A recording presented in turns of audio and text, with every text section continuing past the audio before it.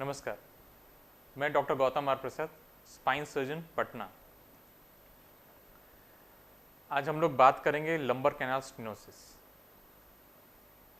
Lumbar canal stenosis ये एक term है जिसमें दर्शाया जाता है कि आपके कमर में नस दब रही है। लंबर यानी आपकी जो कमर की जो हड्डी होती है, कैनाल यानी जो आपका स्पेस है अंदर, वो स्टेनोसिस यानी कि वो सक्रिय हो गई है, कम हो गई जगह। तो होता क्या है कि ये अगर हम लोग ये मॉडल देखें तो इसमें नस दिखाई दे रही है और ये हड्डियों के बीच में से जाती है और ये जो जगह है इसे कैनाल कहा जाता है।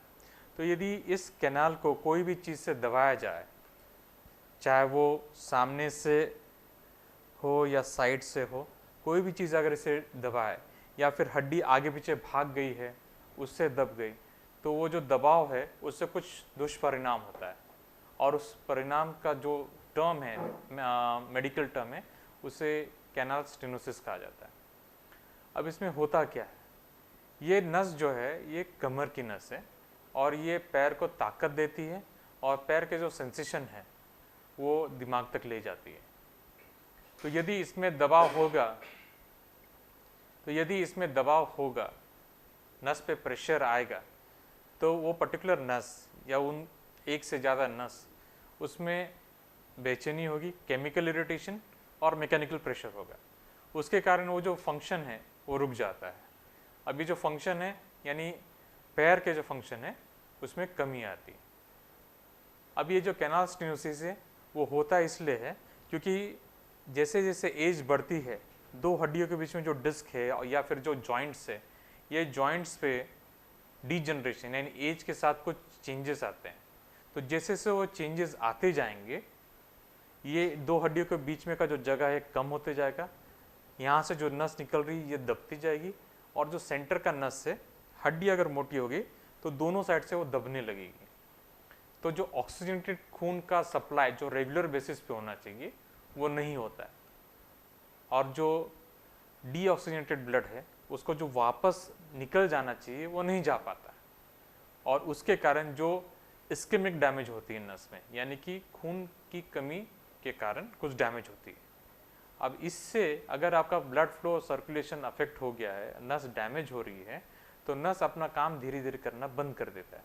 तो पैरों में दर्द होगा, झिनझिनी होगी या सुनपना होगा, व्यक्ति की लंबी दूरी तय करने की क्षमता है या जो चलने की भागने की जो क्षमता है वो कम होते जाएगी। तो यदि कोई 2 किलोमीटर चल रहा है और उसका नस में दबाव है, उस प्रेशर के कारण चलने की क्षमता कम है, तो 1.5 किलोमीटर हो जाएगा, 1.5 का 1250, फिर 1200 मीटर, फिर 1 किलोमीटर या 500 मीटर, ऐसा धीरे धीरे कम होती जाएगा। और ये होने के कारण नस में कुछ टेम्परेरी डैमेज आ जाते हैं।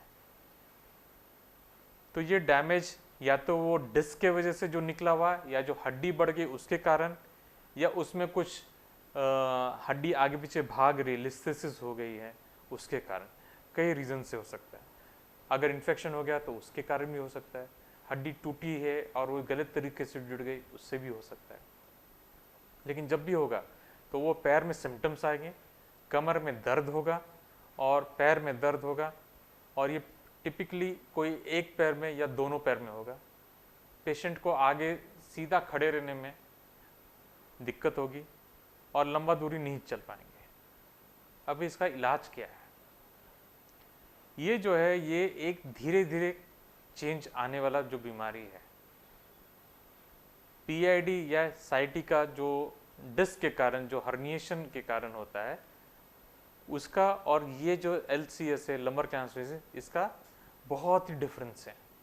आमतौर पर देखा गया कि जो लंबर कैनाल स्टेनोसिस है ये धीरे धीरे डेवलप होता है और आपको अगर अचानक से पता चल जाए तो आप उस पर तुरंत एक्ट करते हैं, लेकिन ये चीज़ आपको अचानक से पता नहीं चलती, लंबे समय पे धीरे धीरे करके हानि पहुंचाती है। तो जितना देरी हम लोग रुके रहेंगे, जितना देरी से हम ये बीमारी पकड़ेंगे, उतना नस हम लोग का ज़्यादा डैमेज हो जाता है। इसलिए अधिकतर केस में जब भी ये पकड़ाता है बीमारी क्लिनिकली, तो हम लोग एमआरआई करते हैं और एमआरआई में देखते हैं कि जो कैनाल डायमीटर है वो कितना है, नस कितना दब गया है। ये दबाव हम लोग माइल्ड, मॉडरेट और सीवियर स्टेनोसिस के तौर पे डिफ्रेंशिएट कर सकते हैं। मॉडरेट टू सीवियर या सीवियर स्टेनोसिस जो होता है उसमें नस में टेम्परेरी डैमेज की संख्या परमानेंट में तब्दील होने की संभावना ज़्यादा होती है। अगर परमानेंट डैमेज ज़्यादा हो गई तो इसका फिर कोई और इलाज नहीं हो सकता। इसलिए अगर व्यक्ति को चलने खड़े रहने में परेशानी होने लगे, उनका पैर भर जाता है, पैर में झुंझुनी हो जाती है या दर्द होता है लंबी दूरी तय करने पे, तो और एमआरआई में कोरिलेट कर रहा है कि आपका वही नस दब रहा है, इसमें हम लोग ऑपरेशन सजेस्ट करते हैं। Unlike sciatica, unlike disc herniation, इसमें संभावना ज़्यादा ऑपरेशन की बनती है और उसमें जो जगह है वो क्लियर किया जाता है। पहले ये बड़ा चीर-फाड़ करके ये ऑपरेशन किया जाता था। आज के दौर में ये मिनिमल इन्वेजिव या फिर एंडोस्कोपिकली भी किया जाता है और इसमें जो भी प्रॉब्लम है, जिस वजह से नस दब रही, उससे दूर किया जाता है।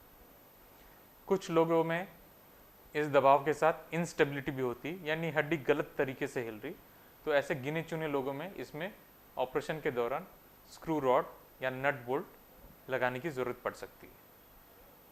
अधिकतर केस में ये देखा गया है कि इसका आउटकम बहुत ही अच्छा है, प्रोवाइडेड पेशेंट जो है वो कमज़ोरी आने से पहले आए और काफ़ी देर नहीं किए हो।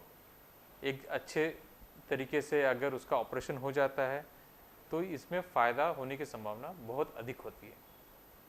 तो कैनाल स्टेनोसिस जो मैं कहूँगा कि 60 एंड अबव की उम्र के व्यक्तियों में होने की संभावना बहुत अधिक है। जैसे रीढ़ की हड्डी जो है उसकी घिसावट, घुटने की घिसावट, ये सब इस उम्र के व्यक्तियों में ज़्यादा होती है। तो ऐसे व्यक्तियों ने अपने चलने की एबिलिटी उस पर खास ध्यान देना चाहिए।